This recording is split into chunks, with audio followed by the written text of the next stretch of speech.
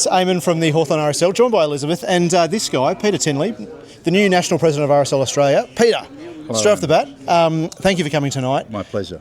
I suppose it's a bit of a broad question, but for you, what are the strategic imperatives for RSL Australia under your new leadership for the next sort of 12 to 24 months? Oh, even longer.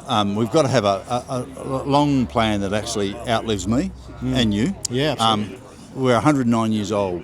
There's 153,000 of us across this country in 1,100 sub-branches. Our responsibility is to honour that heritage that went before us, and no better example than what's going on here in the built form, but also the living experience that you're bringing to it, and you're just adding another layer of story to it. So my responsibility is to make sure we honour the heritage, but take us to the future. We need to go where veterans are, and you and your young family and the young veterans here and their friends of, that actually represents generational change and absolutely what we need to be doing.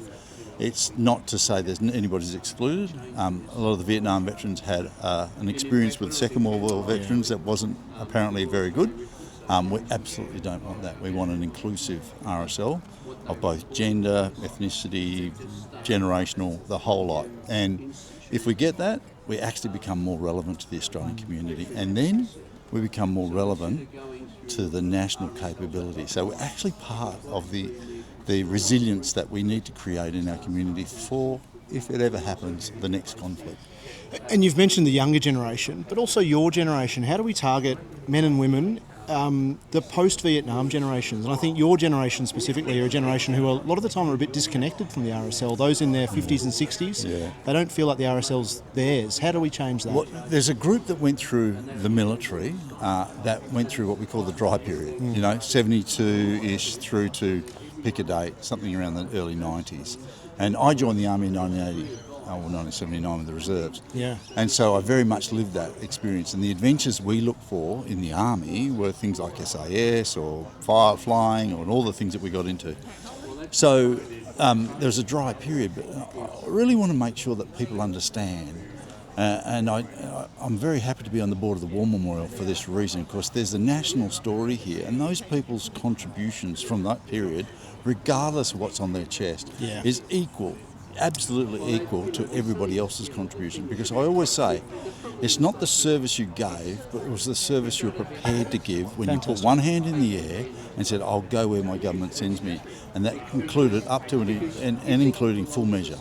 And we must honour that. And just because you sat there and just went to kangaroo exercises and pitch blacks and all these sorts of things, that was the contribution, because the capability that the young guys that I led in Afghanistan in 2 weeks after 9/11, they were carrying that experience and the changes that happened to our equipment, our tactics, our approach. They were the heritage of it. And so those people, those men and women that went through that period, there's a place for them in the RSL because they're part of our story, and we must make sure that we reach out to them. So when I say contemporise the RSL, it's very much about understanding the connectedness to us. I've got an 18-year-old, and he's second year at ADFA, and he came out with me, and it was the 35th anniversary of my graduation from Duntroon, and we came out with a bunch of old blokes like me. We told him stories. The older we get, the better we were. Absolutely. And he laughed. And the thing that he reflected on was the fact that we're all part of a heritage of oral history, where you and I can sit here and we'll talk, and eventually we'll find two people that we're connected to. And it won't be a long conversation. And he realised that. And when you walk around ADFA or RMC or any other army unit, you look at the name tags and you go, oh, are you related? Yes. And away we go. And my last question, your son's 18, I'm 38. There's a 20-year gap in between us. How do we attract my generation, your son's generation? How are we bringing them into the RSL? We need to go where they are. I've got a 32-year-old son who was 3RA, went to Afghanistan, did a few years, he's out. He and his partner, he is making his way through life, but he has that rich experience of 6 years of service and formative service, of course, at the age he was. I asked him, would you join the RSL? And he'd go, well, I don't have time, and what's in it for me? And I said, well, mate, it's not what's in it for you. You don't know what's in it for somebody else if you join. And he joined because he had no choice. So, no pressure. No pressure. And the point is, you might not need it now, but eventually you might. But it still sits there. Get your Ravelli, get your last post, get, all that sort of those things that we produce. But the other point about this is actually we've got to have a more active process than that. So there's only 9% women in the RSL. Yeah. There's 20% in the ADF. Yeah. Okay, there's the target. Yeah. How many veterans are out there that don't find a home? So where are they and what do they want? So we go to them, and my son is in business.